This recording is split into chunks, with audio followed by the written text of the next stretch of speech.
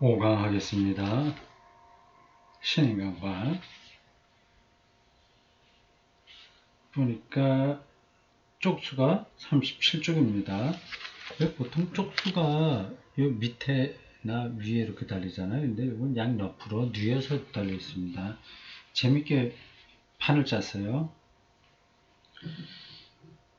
자, 지금 우리가 전체적으로는 우주에 대한 주제를 따라가고 있습니다. 1장이 우주예요. 전체가 5장까지 있습니다. 소제목, 물리학에도 신이 필요할까? 질문이 직설적입니다. 이게 어떻게 보면 말이 안 된다고도 생각할 수 있죠. 이런 질문이요. 물리학은 신하고 상관없이 그 물리적 현상을 연구하는 거 아니냐. 자동적으로 그렇게 대답할 겁니다. 근데 그게 그렇게 만만치 않거든요. 그 대답이 그렇게 간단하지가 않습니다. 네, 그런 대답에는 신을 우리가 앞선 강의에서 본 것처럼 하는베르크 설명에서 본 것처럼 신에 대한 전형적인 이해, 즉 수염이 성성하고 상실령처럼 우주 어디에서 이 지구를 막 이렇게 다스리는 것과 같은 그런 신을 전제할 때 물리학에도 신이 필요할까라는 질문은 성립되지 않은 거죠.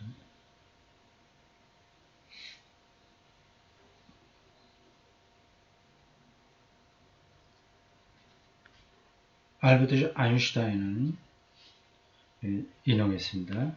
종교 없는 자연과학은 무력하고 자연과학 없는 종교는 눈먼 것이다 라고 말했습니다. 아인슈타인, 물리학자들에게 정말 신이 필요한가요? 알렉산더 맥커리스의 입장은 당연히 필요한 거겠죠. 여기서는 어떻게 얘기하나 봅시다. 뒤로. 물론 물리학자들에게도 신이 필요하다고 생각합니다. 이 사람은 기본적으로 그렇게 생각하네요. 다만 그들은 신을 다르게 표현하고 있을 뿐이죠. 자연과학은 우리 자신의 바깥에 있는 것, 우리가 경험적으로 검증할 수 있는 것을 감찰합니다. 다시요. 자연과학은 우리 자신의 바깥에 있는 것, 객관적으로 있는 어떤 대상이죠. 그걸 관찰합니다. 그를 위해 자연과학자들은 도구와 측정 기기들을 사용하고 지적인 능력과 논리적인 개념들을 동원하지요. 자연과학자에게는 자신의 관찰자라는 자의식이 요구됩니다. 근데 그 자의식이라고 하는 것도 그렇게 그냥 엄밀한 건 아니거든요. 내가 이제 어떤 거를 본다는 건 자기 주체성이 정확한 건데 이것도 이 세계 구조 속에 들어가 버린 거니까 그렇게 엄밀한 건 아닙니다.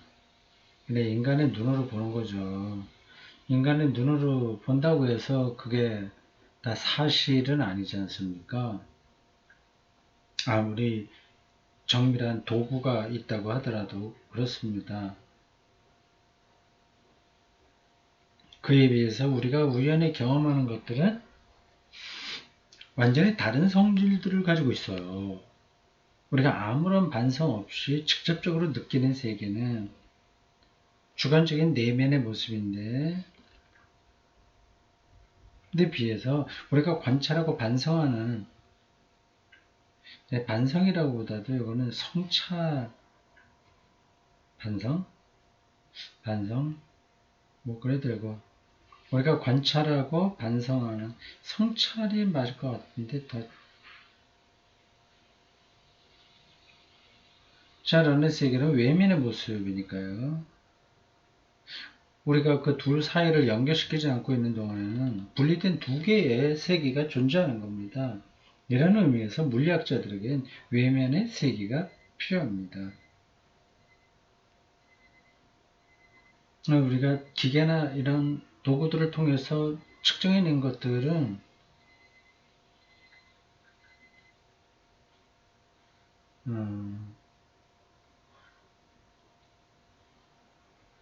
다시요. 이거 다시 한번 그 대목 읽어보겠습니다. 우리가 아무런 반성 없이 직접 느끼는 반성이라 이렇게 성차 리플렉션이죠. 그런 거 없이 뭐 이렇게 저렇게 경험적으로 이렇게 측정하고 관찰하는 거 그런 거 없이 직접 직관이에요. 직관. 아, 하늘의 별 참 푸르다, 아, 많다, 아득하다. 아, 뭐 그런 것들. 이렇게 비가 내리는 모습이 참 신비롭다. 이건 우리가 그렇게 느끼는 거예요. 직관적으로.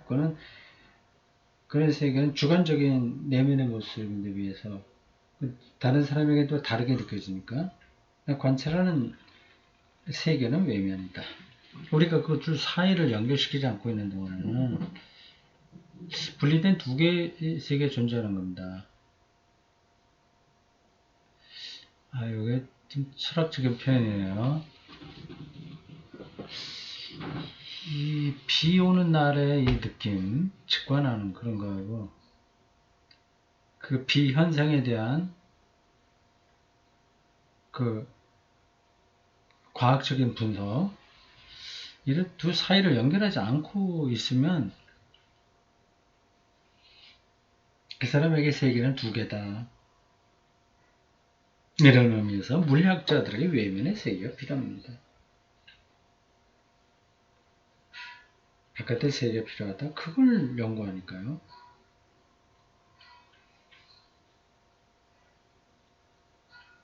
관찰을 통해서 외면의 세계를 합리적으로 더 잘 이해하게 될수록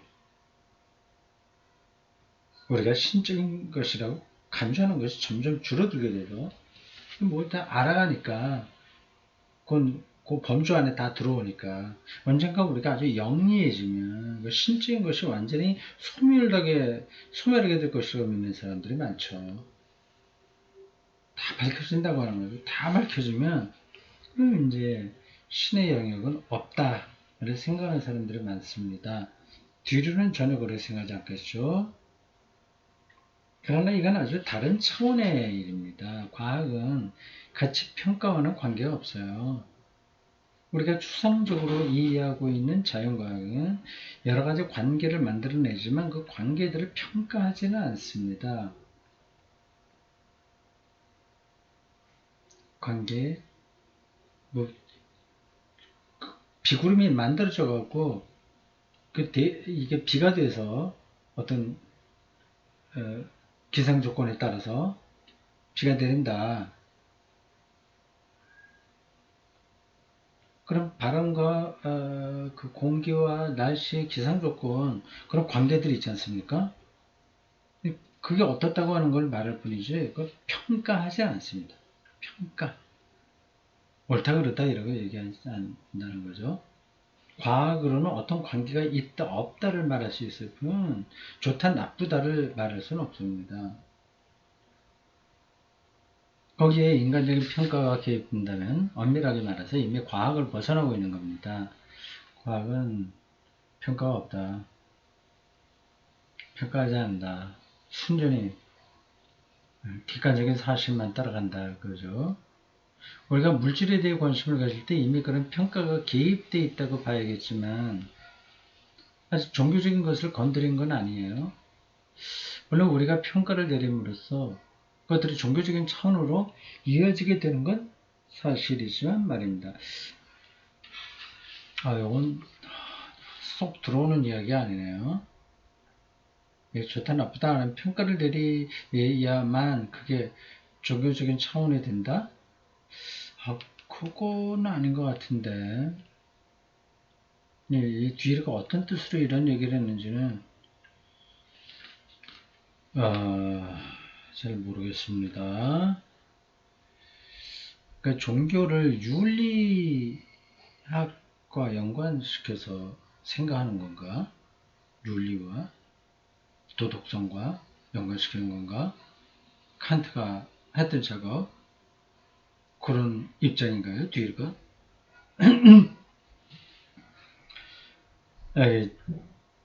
따로 파넨베르카 나오기 전에 그 사이에 따로 설명이 들어가네요. 이건 아마 모든 대답이 끝난 다음에 책을 묶어내면서 편집할 때 요게 필요해서 어떤 편집자가 넣은 것 같습니다.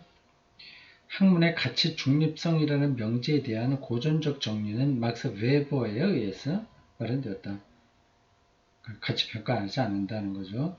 경험에 토대를 둔 학문은 무엇을 할 수 있는지를 가르쳐 줄 수 있을 뿐 무엇을 해야 하는지에 대해서는 아무것도 말해주지 않는다. 이게 막스 웨버의 표현인 것 같습니다. 가치 판단이나 종교관은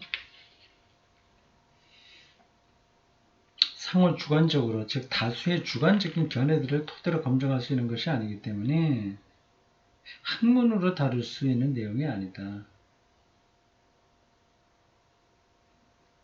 다수의 주관적 견해들을 토대로 검증할 수 있는 것이 아니기 때문에 학문으로 다룰 가치 판단의 종교, 가치 판단과 종교를 이제 밀접하게 보고 있어요.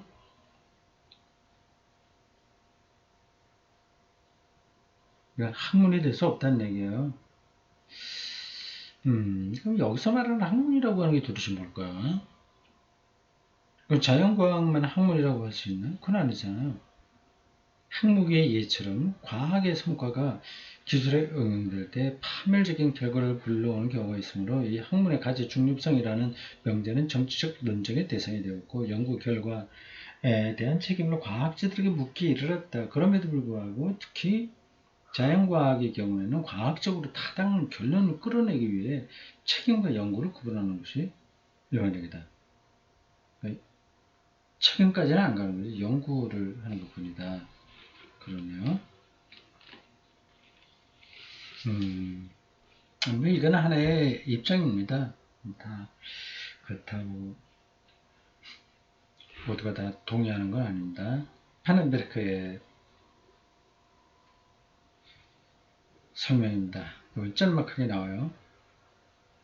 저는 종교 없는 자연과학은 무력하다는 아인슈타인의 말을 다르게 이해해야 한다고 생각해요. 아인슈타인은 철학자 스피노자의 추종자였습니다. 스피노자는 자연 자체가 신이라고 생각했죠. 범신론이라고 보통 말하죠. 자연 자체가 신이다. 그렇게 생각했죠. 아인슈타인은 스피노자가 말하는 신 이외에 어떤 신도 알지 못한다고 여러 번 말한 바 있습니다. 아인슈타인은 그리스도교 신학에서 말하는 신은 모르는 거죠. 자연을 연구하는 것이 그에게는 종교적인 행위가 아니었을까 싶어요. 아인슈타인에게는 자연과 신, 자연 연구와 종교 행위가 하나로 연결되어 있었다고 생각합니다. 그러니까 이 아인슈타인의 경구 종교 없는 자연과학은 무력하다 이 문장을 너무 쉽게 기독교의 하나님 신앙 없이는 자연과학이 무력하다 이렇게 말하면 좀 곤란한 거다는 뜻입니다. 아인슈타인이 말할 때 이 종교란 스피노자의 범신론이었을까요? 기독교는 범신론이 아니거든요. 뒤를 이야기입니다. 그 점에 대해서는 파넨베르크 선생님이 옳다고 봅니다. 바로 그렇기 때문에 저는 아인슈타인이 20세기의 물리학자가 아니라 19세기 물리학자에 속한다고 생각합니다. 그럼 우리가 자각하는 세계가 바로 그 세계 자체라는 생각을 가지고 있었거든요. 그런 세계상으로는 문제를 해결할 수 없다는 사실을 알게 된 양자 물리학자들에 와서야 비로소 우리가 지각하는 세계와 세계 그 자체 사이의 분열을 경험하게 되었습니다.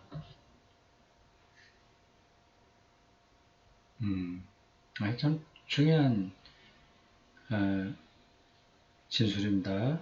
우리가 자각하는 세계와 그 세계 자체 사이의 분열을 경험하게 됐습니다. 왜 이걸 우리 일상으로 얘기하면 우리가 어떤 사람을 판단하잖아요. 그걸 자각하는 겁니다. 그거하고 실제 그 사람하고 사이에는 꼭 일치되는 게 아닌 거죠. 일치될 수도 있죠. 아닐 수도 있는 겁니다. 아주 근원적인 물질의 세계의 양자역학으로 보면 이 양자역학을 왜 자꾸만 이 물리학자들이 중요하게 생각하냐면 그게 모든 물질의 기초니까요. 거기서부터 모든 사물들이 시작하니까 그거 말하지 않고서는 안 되는 겁니다. 무슨 말인지 아시겠죠? 제가 설명하지 않아도요. 여기 책이 있는데 책이 이게 몇 그램 나간다. 그리고 색깔이 어떻다. 그럼 우리가 말할 수 있습니다. 그것이 그 책 자체를 뭐예요? 그렇게 우리가 지각하지만 그게 그 책 자체는 아닐 수 있습니다. 이 책의 더 작은 미시의 세계에 있는 그 양자의 세계에서는 그 양자 이 책을 구성하고 있는 그 양자, 그러니까 전자라든지 뭐 그런 것들 얘기해요. 그거는 그렇게 우리에게 지각될 수 없기 때문에 그렇습니다. 근데 그 참 이상한 거죠. 기본적으로 세계는 이상합니다.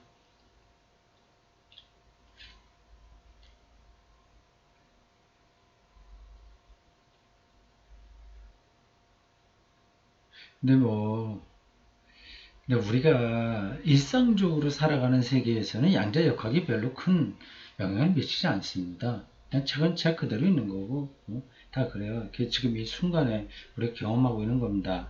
이게 의미가 없다는 뜻이 아닙니다. 근데 이것의 더 근원은 우리가 자각하는 거하고 다를 수 있다는 그걸 이제 양자역학을 통해서 알게 된 거죠.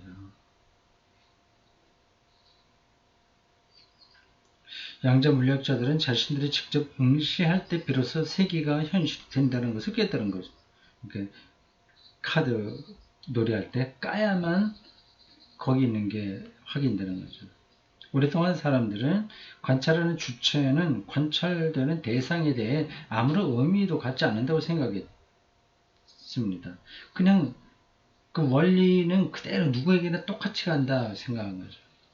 그러나 실제로 관찰자는 관찰 대상에 대해 커다란 의미를 갖습니다.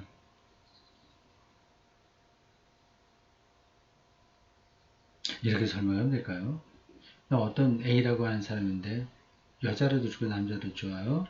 이 사람이 어떤 C라고 하는 사람하고 사이에는 관계가 좋지 않아요. 서로 사랑하지 못해. 근데 D라고 하는 사람 관계는 좋아져요. 그런 것보다도 그러니까 A라고 하는 사람이 어떤 사람 이 똑같은 사람인데 어떤 사람과의 관계에서는 평범한데 어떤 사람과의 관계에서는 뛰어난 영성, 예술성 그걸 보일 수 있는 겁니다. 그게 좀 이상하죠?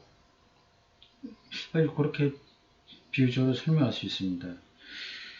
그리고 이러한 사실 뒤에는 좀 더 보편적인 무언가가 있습니다. 아인슈타인도 상대성 이론을 통해서 종래의 견해를 어느 정도 흔들어 놓긴 했지만 그의 이론은 여전히 전통적인 사고방식에 가까웠죠. 이를테면 그의 이론은 우리가 손으로 잡을 수 있는 세계에 우리가 손에 넣은 것을 가지고 이것이 진실이고 다른 모든 것은 환영에 불과해 라고 말하는 정도 객관성을 띤 세계 이해의 속편쯤이나 였다고나 할까요?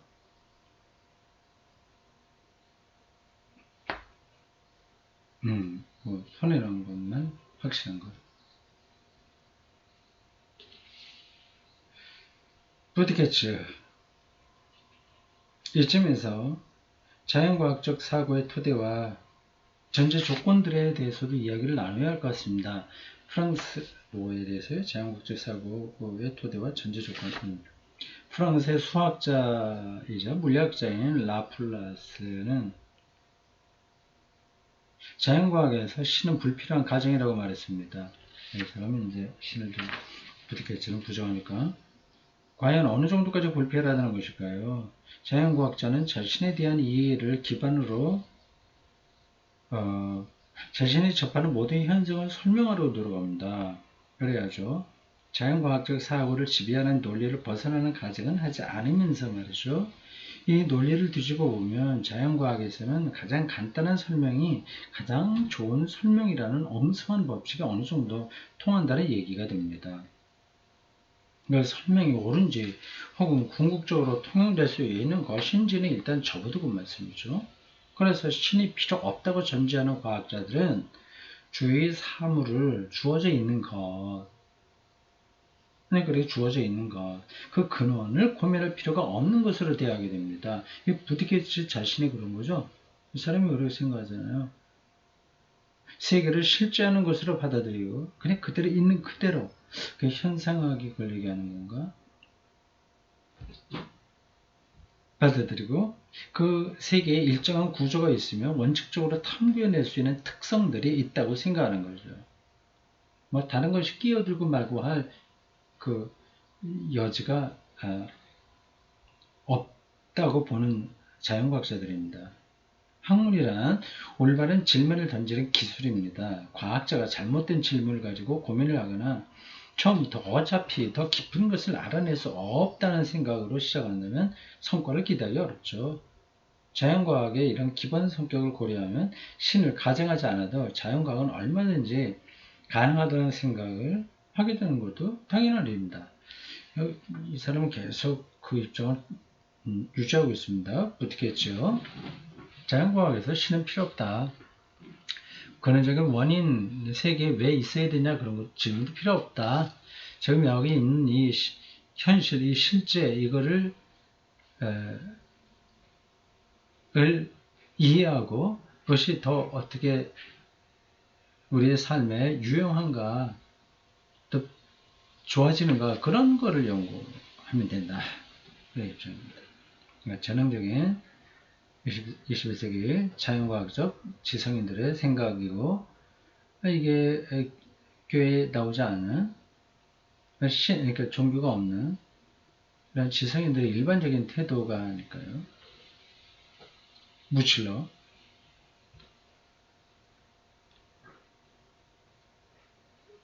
가톨릭 신학자죠. 종교 없는 자연과학은 무력하다는 말은 이건 아인슈타인이 한 말, 신앙이 없는 모든 이들을 배관시하는 발언이라고 생각합니다. 그래서 저는 그 말에 대해 좀 더 이야기해보고 싶군요. 그 이야기는 앞에서 이미 파넨베르크하고 뒤가 정리해버린 건데 뭘 또 다시 이걸 얘기하려고 그러나? 종교란 사람들에게 강요할 수 있는 것이 아니니까요. 물리학자가 온전한 인간이기 위해서 반드시 종교적이어야 한다고 말할 수는 없습니다. 어떤 경우에도 그 말은 성립될 수 없어요. 물리학자도 신을 필요로 하는가? 라는 질문에 대해서도 시비를 좀 걸어야 되겠군요. 이런 말들은 부디케츠가 하고 싶어 하는 얘기인데, 무칠러도 여기서는 그렇게 하네요. 가톨릭 신학자, 무칠러. 맞죠? 네. 신이란 존재가 우리 인간이 필요로 하는 그 무엇일까요? 다시 말해서 우리가 필요로 하는 그 무엇이라면 그것을 과연 신이라고 부를 수 있을까요? 어쨌거나 그런 신은 적어도 그리스도교에서 말하는 신과는 다릅니다. 제 말은 그리스도교에서 말하는 그 인격화된 신은 이런 표현들도 참 쉽지 않은 거예요. 인격화됐다. 그만 이거는 내가 기도하면 들어주는 하나님? 뭐 이런 쪽으로만 생각하잖아요.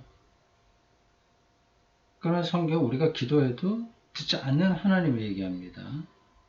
이렇게 인격이라고 하는 말을 참 정리하기가 쉽지 않습니다. 보통 이제 인격적인 하나님이라고 얘기하는데 그 인격을 우리 사람의 그 퍼스널리티하고 비슷하게 생각하면 곤란합니다. 어쨌든 이게 자연 원리로서만 있는 게 아니라 의지를 인간과 똑같은 방식은 아니나 의지를 갖고 실현하는 존재로서의 신을 얘기할 때 인격화된 신이라고 말할 수 있습니다.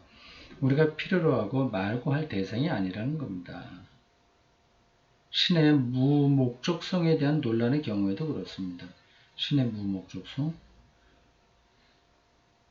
무슨 말이에요? 고대 로마인들의 종교에는 나는 신에게 제물을 바치고 그 대신 나쁜 일로부터 나를 지켜줄 것을 신에게 요구한다. 기복적인 태도예요. 이런 원칙이 있었습니다. 그리스도교는 바로 이 점을 극단적으로 배격했어요. 그리스도교의 신은 구원의 신으로서 구원을 선물로 주는 것이지 인간이 그걸 받을 자격이 있어서 주는 것은 아니라는 말입니다. 신은 무엇에 소용되는 대상이 아닌 겁니다. 또 바로 그 점이 그리스도교의 큰 장점이기도 하고요. 여기서 묻히려고 뭘 얘기하는지는 알겠습니다. 이렇게 과학을 위해서 필요로 하는 신, 그렇게 얘기하면 곤란하다. 우리에게 구원을 베풀 뿐이다. 그 얘기입니다. 그러나, 요거는 이제, 요 주제에서는 조금 엇나간 설명인 것 같습니다. 네.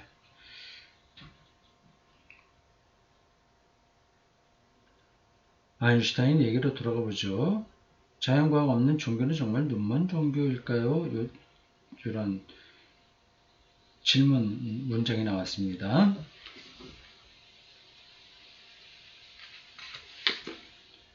마야 아비가 대답합니다.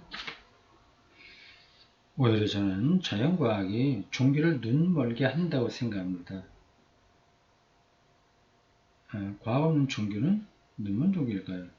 그래서 자연과학이 종교를 눈멀게 한다고 생각합니다. 현재 주류를 이루고 있는 자연과학이 자연을 연구할 때 동원하는 종교적인 전제들이라고 하는 것이 정말 그리스도교적인 전제인지를 한번 생각해 볼 문제예요.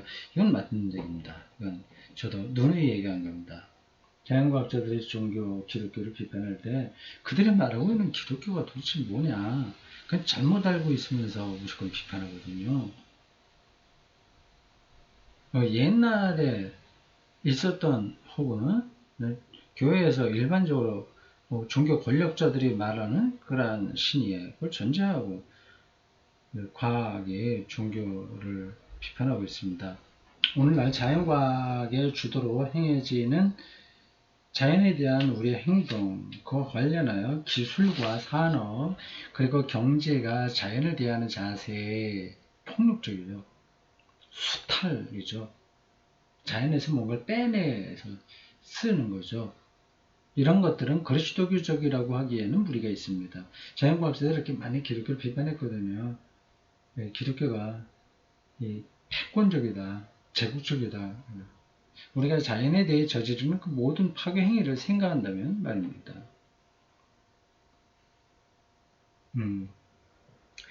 마지막으로 파넨베르크가 간단하게 얘기합니다. 우리가 자연을 어떻게 대하느냐와는 무관하게 그리스도교적인 신과 우리의 연관성은 언제나 남아 있습니다. 자기 뜻대로 무슨 짓을 하건 인간은 여전히 신의 피조물을 따름이에요. 더 근원적으로 얘기합니다. 신을 부정하더라도 피조물이다. 성경은 그걸 선언한다. 못된 짓을 하더라도 그렇다. 그죠? 자기 뜻대로 무슨 짓을 하건 인간은 여전히 신의 피조물을 따름이에요. 바울이 로마서 1장에서 쓰고 있듯이 인간이 신과의 연관을 왜곡하고 뒤집을 수는 있습니다. 자연과학이 종교를 부정할 수는 있다는 거죠. 하나님을 부정할 수는 있죠. 그러나 그 연관이 사라지지는 않습니다. 그 연관이 아무리 왜곡된다고 하더라도 파괴된다는 거죠. 그래도 인간이 신의 피조물이라는 사실만큼은 결코 부정될 수 없습니다. 요건 뭐 설교 쪼로 설명된 겁니다. 근데 아무 근거도 없이 파넨베르크가 이렇게 말하지는 않습니다.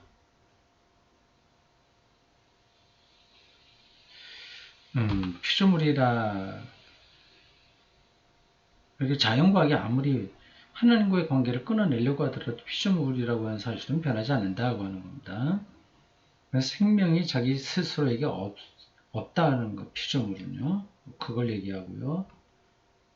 여전히 죄인이나 하나님 부정하나 하나님의 사랑이 그에게 있는 거고요. 구원의 가능성이 늘 열려있는 것입니다. 또 자연과학의 한정에서 얘기하면 자연과학을 통해서 그 인간은 구원받을 수 없다. 자기 구원을 성취할 수 없다. 이게 이제 피조물이라고 하는 말이 함축하고 있는 의미입니다.